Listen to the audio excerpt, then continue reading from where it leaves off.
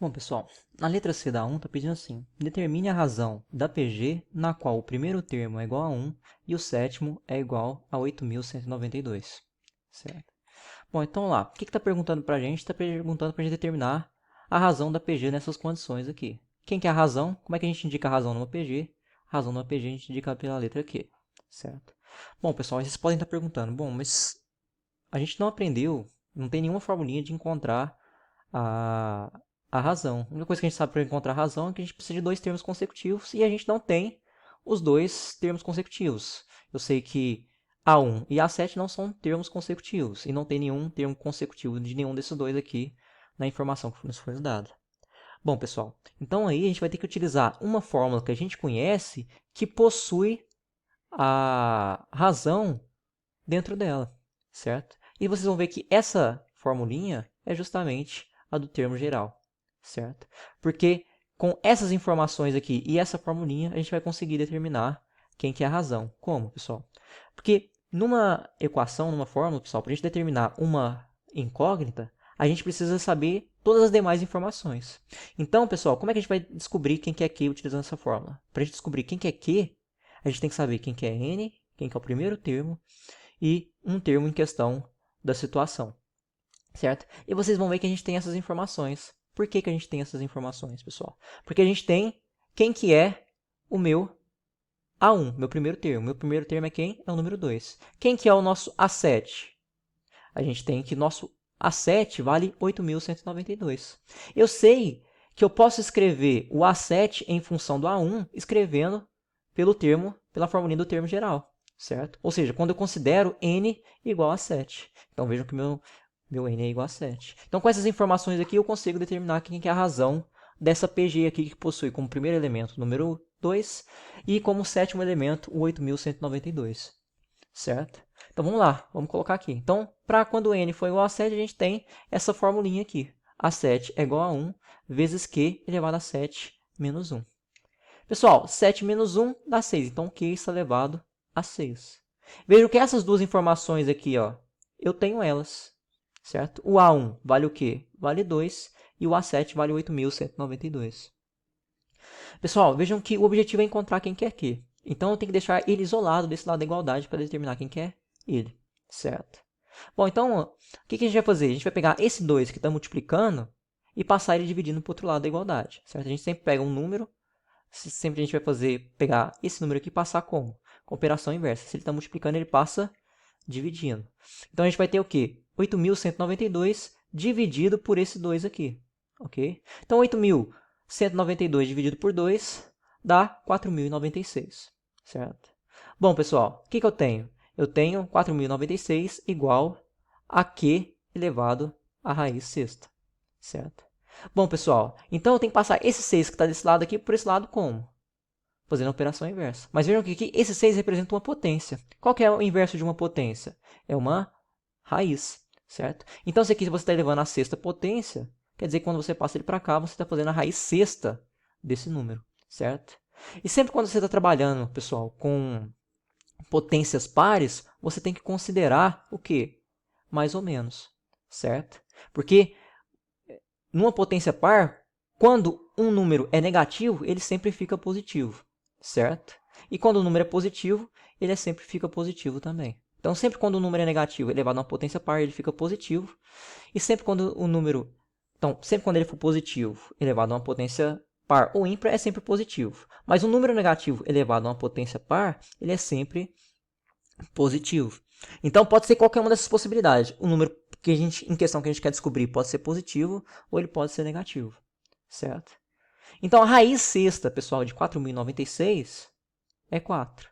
Então, quer dizer que a razão, a solução, ou seja, o conjunto solução da razão dessa PG pode ser tanto 4 quanto menos 4. Ou seja, essa PG ela pode ser uma PG que tenha razão 4 ou uma razão menos 4. Porque qualquer uma dessas situações vai me gerar... eu posso ter uma PG tanto nessas condições aqui de A1 igual a 2 e A7 igual a 8.192, nessas duas condições. Quais condições? Para a razão igual a 4 e para a razão igual a menos 4. Pessoal, se eles tivessem aqui me dado o termo um termo par dessa situação, aí a gente não teria dúvida se é positivo ou negativo, certo? Porque se a razão fosse negativa, o sexto termo seria negativo, certo? Agora, se o sexto termo se a razão fosse positiva, o sexto termo também seria positivo, aí não teria dúvida, certo? Mas como ele me deu dois termos que são ímpares, aí a gente não tem como identificar se essa razão, não tem como colocar um único valor. Pode ser qualquer um desses dois aqui, tanto 4 como menos 4, certo? Então a solução desse problema aqui quer dizer que a razão pode ser tanto o valor 4, quanto pode ser também o valor menos 4, ok? Bom, pessoal, então vamos aí resolver a questão, quer dizer, a letra D da número 1. Está pedindo o seguinte, está pedindo para a gente determinar o número de termos de uma PG, onde o último termo, o AN, é 1458, o primeiro termo é igual a 18 e a razão é igual a 3. Certo? Então, o que está pedindo para a gente? O número de termos. Se está pedindo o número de termos, pessoal, está pedindo justamente quem que é N. Certo? Bom, mas a gente não tem especificamente uma formulinha específica para N. A gente vai utilizar que fórmula? A formulinha do termo geral, porque a formulinha do termo geral tem como uma das informações que faz parte dela a quantidade de termos, que é esse N aqui. Ok?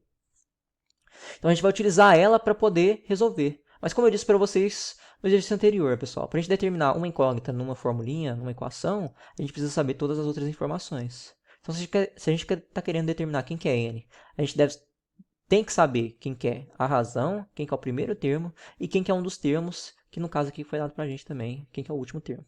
Ok? Bom, quem que é A1 que foi dado para a gente? Essas informações então foram todas dadas. O A1 vale 18, o AN, que está considerando como o último termo desse número de termos aqui dessa PG, o último termo é o 1458, então a n é igual a 1458. E a razão é quem? A razão é o número 3. Então, se a gente fazer essas substituições aqui, a gente vai encontrar quem que é o valor de n, certo? Então, fazendo a substituição aqui, quem que é a n? É 1458. Quem que é o primeiro termo? É o número 18. Quem que é a razão? É o número 3. Mesmo raciocínio, pessoal. O objetivo é encontrar quem que é n, então tem que isolar ele, certo? Desse lado da igualdade. Então, vou passar esse 18 que está multiplicando, que está aqui multiplicando, ele vai passar dividindo. 1458 dividido por 18 dá 81. Mas vejam agora que a gente tem o seguinte, pessoal. O que a gente quer descobrir, ele está em quê? Ele está no expoente de uma potência. Então, uma das formas para a gente descobrir isso daqui, ó, é tentar transformar esse 81 numa potência de mesma base que essa daqui. Que base que é essa? É o número 3. Será que eu consigo transformar o 81 numa potência de base 3? Sim. Quando você fatora isso, pessoal, vocês percebem, quando você fatora 81, você encontra que o 81 é a mesma coisa que você multiplicar o 3 por ele mesmo 4 vezes. Ou seja, 81 é a mesma coisa que 3 elevado a 4. Certo? Mas vocês vão ver que eu ensinei para vocês no final do ano passado como é que a gente resolve isso daqui? Pessoal, isso aqui só é verdade, essa igualdade só é verdade, só digo que 3 elevado a 4 é igual a 3 elevado a menos 1, a n menos 1, quando esse valor é igual a esse. Bom, então se a gente tem igualdade de duas potências de mesma base, pessoal, vejam que a potência de mesma base aqui, eu tenho que considerar para isso daqui, esse valor ser igual a esse, eu tenho que considerar que 4 tem que ser igual a n menos 1, ou seja, esse expoente tem que ser igual a esse. Então, eu sei que disso eu tenho que 4 é igual a n menos 1, certo? Mas o meu objetivo é isolar quem que é n, então tem que passar esse 1 que está negativo para o outro lado como?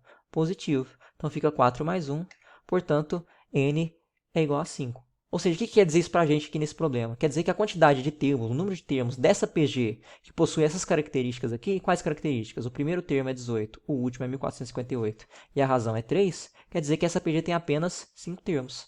Esse aqui representa o meu primeiro e esse AN aqui é o último, ou seja, o quinto termo, como essa PG tem 5 termos, o quinto termo dessa PG vale 1458. Ok? Bom, pessoal, então com isso a gente concluiu aí a questão número 1. A gente resolve, continua as questões desse PET volume 4, semana 2, na próxima videoaula. Então, fico por aqui, um abraço, fui!